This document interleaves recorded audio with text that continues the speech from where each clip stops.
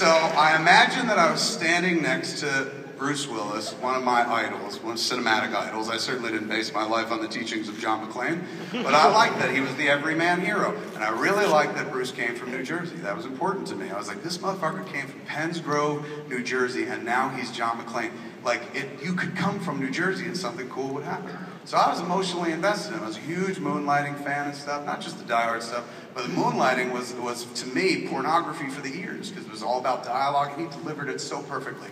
I even loved the fucking wine cooler commercials, man. When I was a kid, he would shill for fucking Seagram's Golden Wine Coolers, and I would wait for those commercials to come on and tape them with an old-style Betamax, because he just seemed like so smooth. He would just sit there and be like, Seagram's Golden Wine Cooler, and I was like, oh my God, I want to get drunk, you know? And I was 11 years old, but I was like, he's selling me on this fucking booze. So I love the dude, I absolutely fucking did.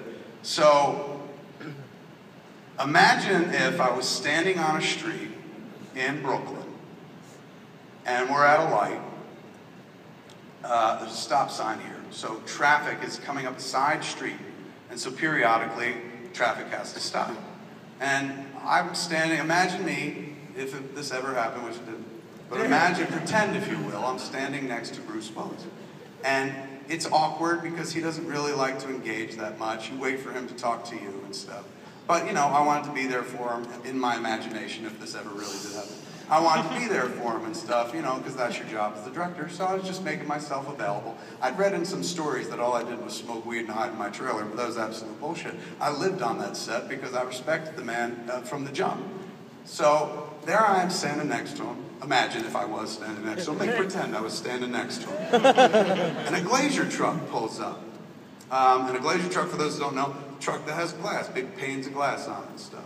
And the dudes pull up and they glance over to their right and then fucking whoop, whoop, whoop, and do a fucking triple take. And it's not because they're like, it's Fatty McNoFly. No shit. They see fucking one of the biggest names in movie history sitting there, you know? So imagine if two Glaciers pull up to where me and make pretend Bruce Willis are standing.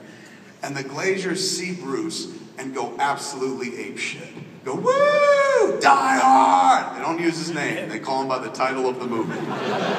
Which I love. That's how you know a true movie fan, man. They don't fucking tell, they go, oh man, what about Hunt for Red October? And you think they're talking about the movie, but they're talking about fucking Alec Baldwin.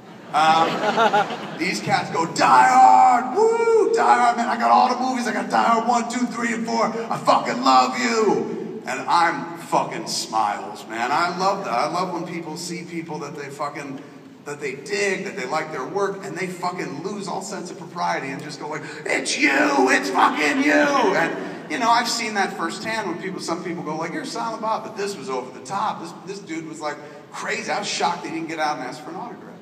So I'm beaming. Make pretend if this didn't happen, but I would be beaming. I imagine in that situation I'd be beaming because that's a really cool human moment to see. And I was witness to it, man. I know the feeling, if it exists, of that Glacier truck, dude.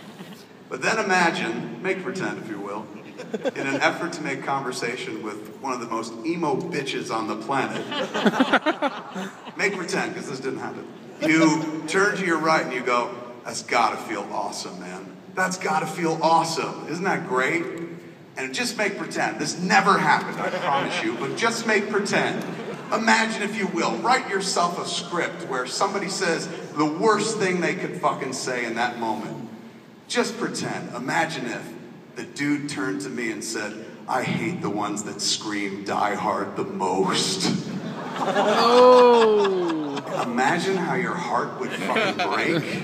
Imagine you'd be sitting there. Imagine if he said something like that and you were like, oh man. And imagine that you had to come up with something to say in response.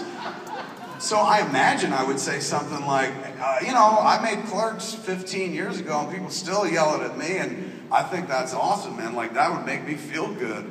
And then just imagine that what you said was so fucking repugnant and stupid to him that he just walked away without saying anything. Now, that never happened at all. But if it did, would you want to work with that fucking prick ever again? Life's too short, kid. Do the shit that makes you happy. Yeah! Woo! Yeah! Go to Hollywood.